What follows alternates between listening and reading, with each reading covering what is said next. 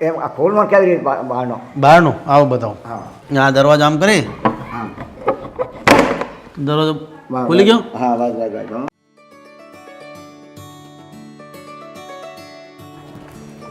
આવો ભાઈ. દાદા ક્યાં? દાદા આવો દાદા. જય માતાજી. આવો દાદા, હું તમને પકડી લે. આવજો. આ તો હું લઈ લઉં, વાંધો. ગણપતિ બાપ્પા, ગણપતિ બાપ્પા. હા બધા. જમણો પગ મૂકજો.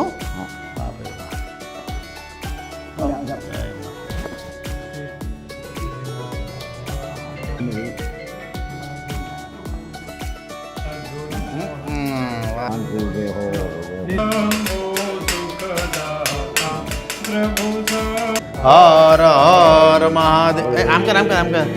નમઃ પાર્વતી પતે. હર હર મહાદેવ. માતા ગણપતિ ભગવાનની આરતી કા. જય હો ભગવાન, જય હો ભગવાન કી જય હો. જય માતા, જય માતા. કાકા ઘર કેવું બન્યું મને કહો પેલા. હા મસ્ત બને સાહેબ, પણ આ ભગવાનને આશરે. આ દીકરાએ બનાવ્યું? હા, દીકરા સાહેબ. ઓળખતા હતા પેલા? હા સાહેબને મુલાકાત ત્યાં કરી કે આપણે પેલા ભટ્ટીનું ઘર બનાવ્યું ને. ડાબલા ઘર બનાવ્યું હતું ને મેં, ન્યાય મન મળવા આવ્યા હતા. એક સાથે 3 ઘરની પૂજા અને 12 લોકો આ 3 ઘરમાં રહેવાના છે. એટલે આ મીઠાશ ખજૂરની નથી, આ મીઠાશ માનવતાની છે. આક જ ગામમાં મોહન દાદાનું અને એમના દીકરા રાજુનું ઘર બની ગયું છે. આ ઘર કેવું છે અંદરથી અને બહારથી એ જોઈ લઈએ. તમે જેવા ઘરની બહાર તમે જોશો તો આ તમને એક સરસ મજાની ઓસરી જોવા મળશે. ગ્રીલ છે અને અંદર વિન્ડો છે. જેવા આપણે અંદર જશો, અહીંયા પણ તમે ગ્રેનાઇટ રાખ્યો છે તો તમે અહીંયા આરામથી મસ્ત બેસી શકો છો એવી જગ્યા છે. અને આ ઘર એટલું પોઝિટિવ લાગી રહ્યું છે. અંદર જાઓ એટલે અંદર તો એટલી ઠંડક છે, ના પૂછો વાત. જેવા તમે અંદર આવશો એટલે અંદર તમને રૂમ જોવા મળશે જ્યાં બાપ દીકરો પોતાનું આવનારું જે જીવન છે પસાર કરવાના છે. ઉપર તમે પીઓપી જોશો. આ પીઓપી છે ઉપરનું, કંઈક અલગ બનાવવાના પ્રયત્ન કર્યા છે. આ કબાટ છે, કબાટની વ્યવસ્થા તમે જોવા, જેની અંદર આ એમના કપડાં મૂકી શકે છે. કિચન અમે નથી બનાવ્યું. ન બનાવવાનું કારણ એ છે કે મોહન દાદાની ઉંમર થઈ ગઈ છે, એમનો દીકરો છે એબનોર્મલ છે, પોતે રસોઈ બનાવી નથી શકતા, એટલે કિચનની વ્યવસ્થા આપણે નથી કરી. પણ જેવા તમે અહીંયા આવશો એટલે ટોયલેટની વ્યવસ્થા રાખી છે ઘરની અંદર, કારણ કે મોહન દાદા ઉંમરલાયક છે. એટલે આ ટાઇલ છે, one of the best tile છે. અને બીજું નળની વ્યવસ્થા છે.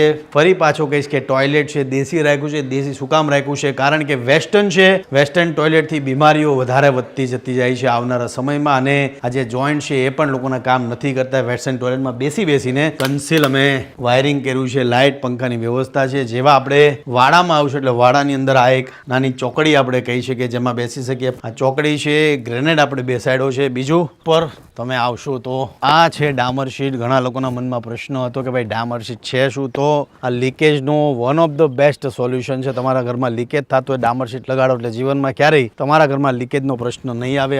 મોસ્ટલી અમેરિકા અને બહારના જે કન્ટ્રીઓ છે એની અંદર આ ડામર શીટનો ઉપયોગ વધારે થાય છે. પાણીનો ટાંકો છે. અને આ ચાઇના મોજીક અમે આ જગ્યા પર કરી છે. આ ચાઇના મોજીક તમે જોજો, મોસ્ટલી ટાઈમ અમે ટાઇલ્સ લગાડતા હોઈએ, પણ આ વખતે ચાઇના મોજીકનો પ્રયત્ન અમે કર્યો છે. ઉનાળામાં ગરમી થાય તો મોહન દાદા અને એનો છોકરો અહીંયા મસ્ત સૂઈ શકે છે. 1.5 મહિનાની સતત મહેનત આખ જ ગામની અંદર, અને આજે અમારા મોહન દાદાનું ઘર બની ગયું છે. એમનો દીકરો અને મોહન દાદા આજે આ ઘરની અંદર હખેથી પોતાનું જીવન પસાર કરશે. બહુ મહેનત કરી આ ઘરની અંદર, અને આજે એમનું ઘર આજે બની ગયું છે. એટલે આજે અમે પોતે બધા બહુ રાજી છીએ.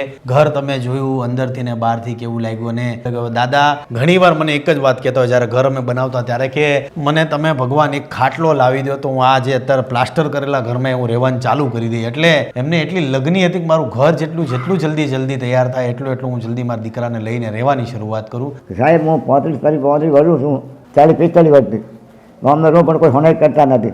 તો તમારે આવા સાહેબ થયા, રમાપીર ભેગા થયા, આ મકાન રોમ પુરુષે અચાનક બનાવી દીધું. રાજી ને હવે રાજી સાહેબ ઘરમાં રહો ને? હા રાજી સાહેબ, તમારી ભગવાનની રોમાપીર તમે જ મળ્યા હતા.